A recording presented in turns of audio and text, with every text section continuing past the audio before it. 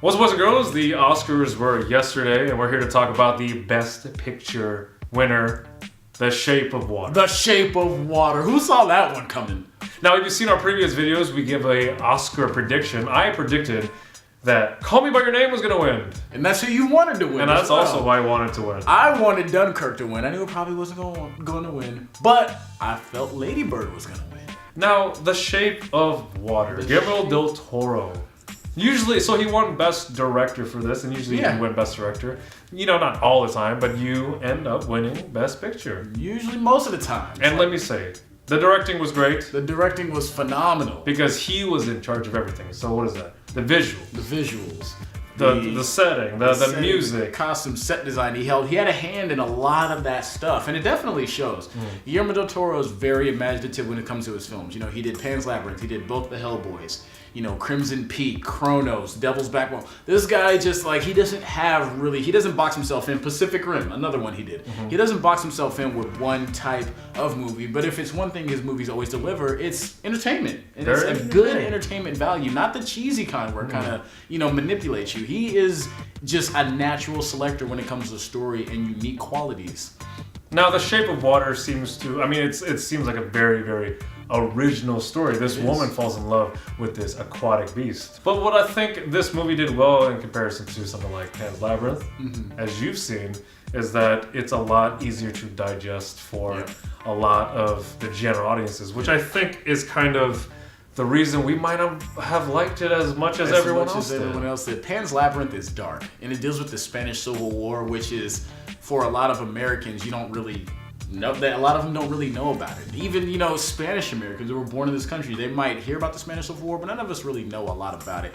So it was nominated for Best Foreign Language Film, but it didn't even win for Best Foreign Language Film, although it got amazing accolades throughout the year. Now this one, The Shape of Water, deals with the U.S. on U.S. soil, and it has to deal with, the Russians. So it's the Cold War era, and I think that's something a lot of people can get behind in this country, along with the Academy. And I feel like the fact that Guillermo del Toro kind of got, acknowledged but didn't win anything for Pan's Labyrinth, I feel like this was a terrific follow-up for him to do, and I think he kind of hit the nail on the head as far as this movie is concerned. So when you think about The Shape of Water, the idea in itself is extremely original.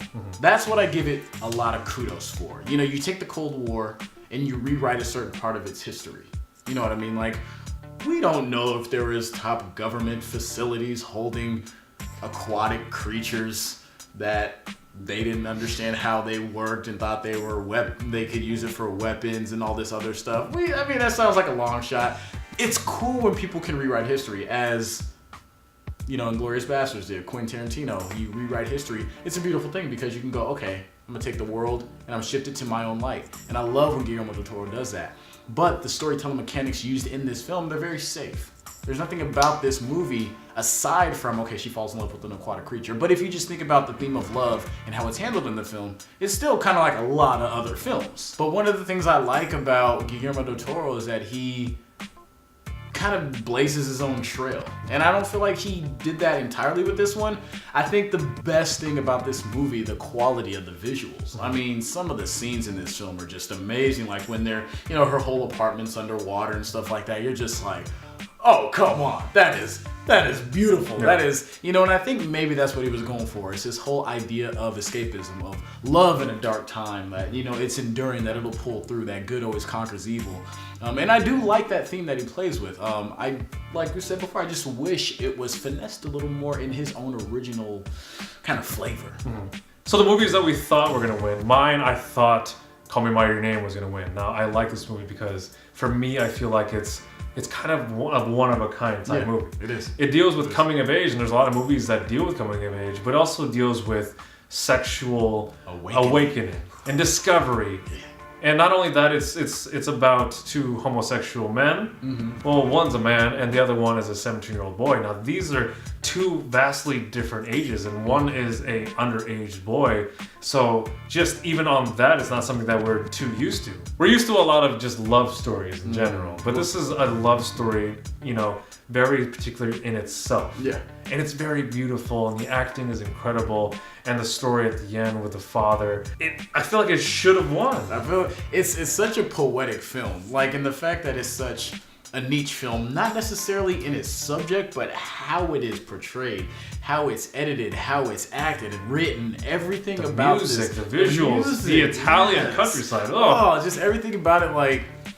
Like he said, love is a very well-worn theme within any medium, cinema, novels, TV shows, whatever it is. But when you can take that theme and do something unique with it, as Call Me By Your Name did, I think that calls attention enough on its own. And the fact that it didn't win kind of upsets me too, because we both saw this movie together and we loved the film. Like, there was not a moment in this film where that was a waste. No. They shouldn't have did that. They shouldn't have did that. And there was never a time where we thought this movie didn't deserve that accolade. Like, we thought it was deserving of being one of the highest rated movies of the year. But we thought too, because people love this film. Like, when we did our review on this film and put it on our YouTube channel, it got like the most hits out of any other film we've done in the last year. And people were like, we love this film, we love this film, we love this film. And so the response was overwhelming. So it wasn't unlike it for it to win, but like we said, it didn't win. The movie that I thought was going to win was Lady Bird. This one got so much press. This one got so much praise. Like, people love this film. We thought it was okay. Yep. Like, we liked it, but it was just... We would not have been surprised if it won, though. Just based on how much pub it got. How much pub it got, and just people fell in love with it. And we just couldn't find anywhere besides our channel that had even something relatively bad to say about it. And it just got more press than Shape of Water. I didn't really see Shape of Water on commercials and I'm not saying that ultimately that is what makes something win, but it almost seems like in recent years they kind of prep the winner ahead of time. They go, they just push the winner out there. Like Moonlight was getting crazy responses, and this one got that same response, but it didn't come out on top. What did you guys think of the Oscars? What did you guys think of the winner, of Best Picture, The Shape of Water? Did you guys think another film was going to win like we did? Yeah. Which film would you think was supposed to win or one that you wanted to win? Right. Mine's Still Call Me By Your Name.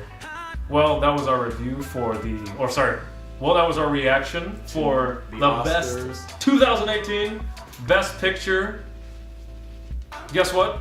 We have an Instagram. We're on Instagram at Black and Yellow Movies, the same exact name where you can find everything Black and Yellow, our movie reviews, our trailer reactions, our movie facts, and we have a plethora of older posts that we just love throughout the years. All the independent and foreign films that we've been watching, we post on it. Some are funny, some are serious, some have little blurbs and write-ups. Check us out. It's the best way to stay up to date on what we're doing here at Black and Yellow Movies. Also like us on Facebook, and we'll see you guys next time. See ya.